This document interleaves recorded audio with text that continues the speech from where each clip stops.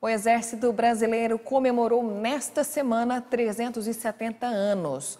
Em Pindamonhangaba, os militares realizaram um evento em homenagem à data. O Exército Brasileiro surgiu na Batalha dos Guararapes há 370 anos.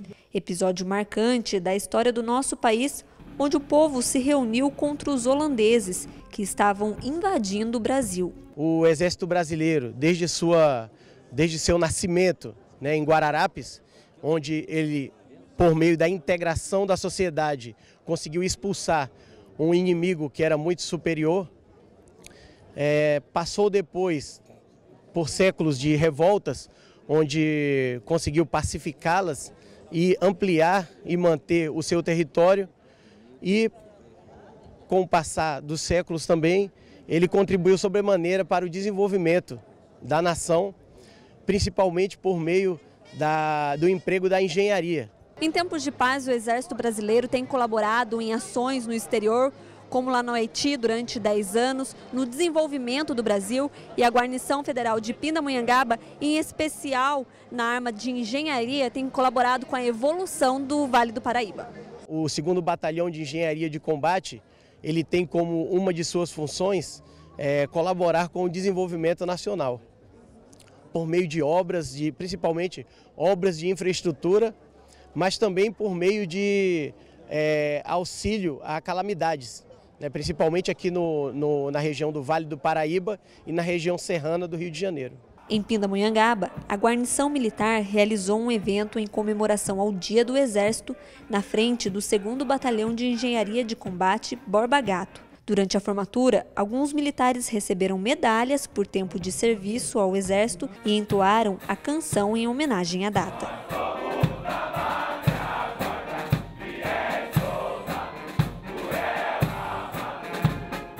Fique com a entrevista desta edição.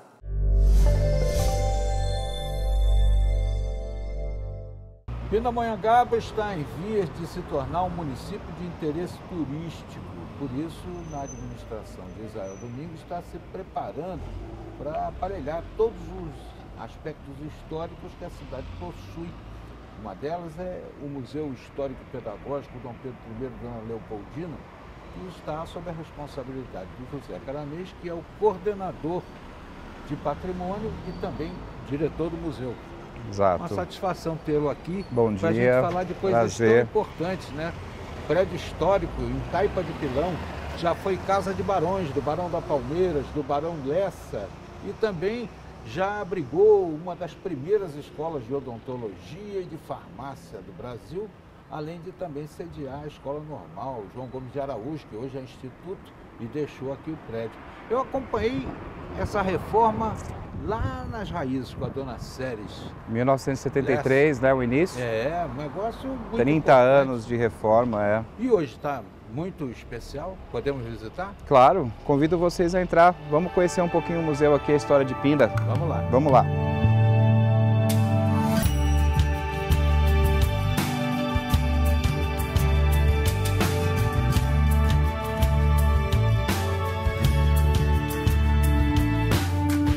É costume a gente dizer que as paredes de casas antigas falam. É lógico que é um sentido figurado. Mas aqui realmente tem tudo para falar, né, Caramês? Verdade. Você está fazendo nesse ambiente aqui um contraste entre o novo e realmente a tradição. Exato. Lá ao fundo, o primeiro prefeito de Pindamonhangaba, é isso? Exato, Dr. Romero. E aqui toda a história sequencial de Pinda, inclusive imagens de Dom Pedro I e de Dona Leopoldina, que dão nome a essa casa, para as crianças também conhecerem, né? Porque fica às vezes difícil. Temos Dom Pedro II na outra sala, que é mais velho que Dom Pedro I, né? Mas é que Dom Pedro morreu jovem. Exatamente. Esse espaço a gente costuma receber os grupos, né? Turistas, aí são grupos de terceira idade, grupos que vêm e se hospedam em hotel, às vezes para convenção, e aí eles criam um tour para eles conhecerem um pouco Pinda, as escolas, né? E os munícipes que também têm interesse em conhecer um pouco desse espaço da história. Então a gente tem essa sala aqui para começar esse trabalho. E aí nós abrimos também essa discussão entre o que é contemporâneo e o que foi o clássico.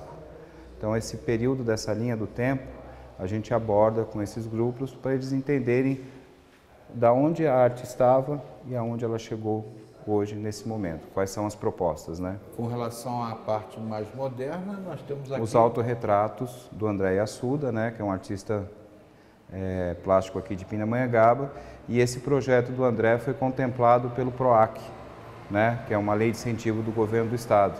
Então tem uma importância, uma relevância, além do trabalho, contar um pouco também sobre essas leis de incentivo que ajudam muito o artista a mostrar a sua arte, produzir e ter, né, um ganho financeiro também, né? Um dos pontos importantes da história que foi vivida nesse prédio foi na Revolução de 32, ele foi transformado num banco de sangue, né? Temos aí os uniformes da época da Revolução. Parou as atividades escolares, né? E os militares vieram e fizeram essa ocupação, que foi o banco de sangue na Revolução de 32. A gente tem um acervo permanente, que é uma sala que nós temos aqui à disposição, que conta um pouco desse período da história do Brasil, né? E vocês montaram um consultório odontológico para recordar a época da Faculdade de Odontologia. Da ocupação, exatamente. Foi de 1913 o início das atividades escolares aqui da Escola de Farmácia, né, Odontologia. E nós também temos uma sala que conta um pouco esse período também da história do Palacete da Palmeira. Lustres são os mais maravilhosos do mundo, né? Cada um mais bonito do Sim. outro. Na verdade, esses lustres foram feitos pós-reforma, né? Depois de 1973. Mas reproduzindo o estilo... Eram outros. Aí, na época, o gestor do museu que fez essa grande reforma, né, decidiu optar por esse tipo de projeto para fazer toda a iluminação interna do museu. Então, essas peças foram criadas exclusivas para o museu. Inclusive, nós temos o contato, é um uruguaio que veio aqui especialmente para refazer toda essa parte de iluminação que o museu tem hoje, esses lustres aqui. Outra coisa bonita de se ver são os móveis de época, né? Que existe uma sala aqui também colocada com esse objetivo. Sim, no início, tanto o palacete quanto o museu era do governo do estado. E aí, através de convênios, nós recebemos doações de algumas peças do Museu da Casa Brasileira, né, de São Paulo.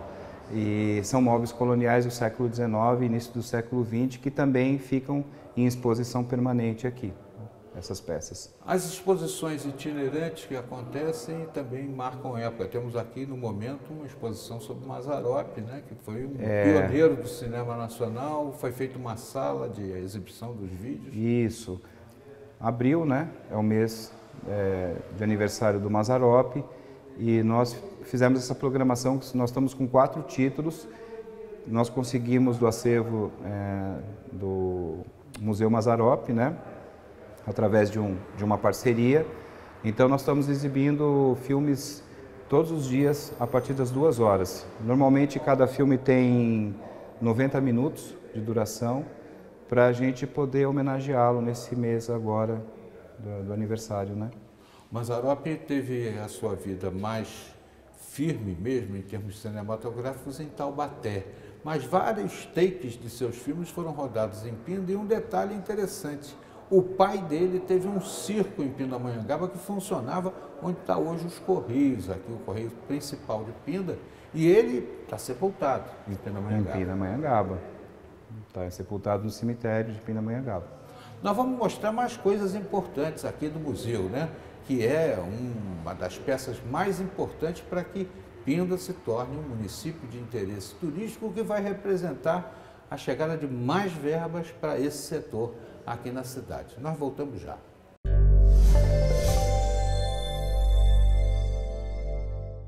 O número de matrículas em creches e também no ensino médio integral cresceu em todo o país. É o que mostra o censo escolar divulgado pelo Ministério da Educação. Veja. Esta creche em Brasília acolhe crianças de até 5 anos. Aqui, elas brincam e conhecem as primeiras letras, um momento importante para o desenvolvimento e a aprendizagem. A creche ela tem muita importância para a educação porque ela passa não só do cuidar para o educar também. Então essas crianças aqui dentro já são desenvolvidas pedagogicamente a partir do momento que elas entram. E para atender cada vez mais crianças nesta faixa etária e dar aos pais mais condições de saírem para o trabalho, o Ministério da Educação vem investindo no aumento de creches. Dados do Censo Escolar, feito pelo Instituto de Estudos e Pesquisas Educacionais Anísio Teixeira, o INEP, mostram que houve um aumento de quase 20% nesse tipo de escola entre 2013 e 2017. A quantidade de alunos matriculados em creches também aumentou 94,5% nesse período. Outro dado divulgado pelo censo mostra que no país são 184 mil escolas de educação básica. Mais de 60% delas estão sob responsabilidade dos municípios e a maioria ofertam ensino fundamental. O estudo revela também que houve um aumento de mais de 20% no número de jovens no ensino médio em tempo integral nas escolas públicas. Para a ministra substituta de Educação, com a reforma do ensino médio, anunciada no ano passado, esse tipo de ensino deve ficar mais atrativo. A expectativa é que com essa flexibilização os alunos tenham mais interesse, novas oportunidades de formação, novos itinerários formativos que vão tornar o ensino médio mais atraente, os alunos vão aprender com mais vontade, vão ter novos interesses, vão poder seguir um itinerário profissionalizante, se for o caso, ou aprofundar em alguma área acadêmica de seu interesse. Enfim, é assim que funciona praticamente no mundo e em toda a América Latina, e o Brasil agora também terá o ensino médio nessa linha. O censo também traçou um perfil dos professores no Brasil. São 2 milhões de docentes em todo o país. A maioria são mulheres, que dão aulas em escolas públicas para ensino fundamental. Em relação aos professores de ensino médio, a grande maioria, mais de 90%, tem o ensino superior completo. E depois do intervalo, uma exposição de arte em Brasília faz uma viagem histórica sobre a política externa brasileira. Voltamos já já.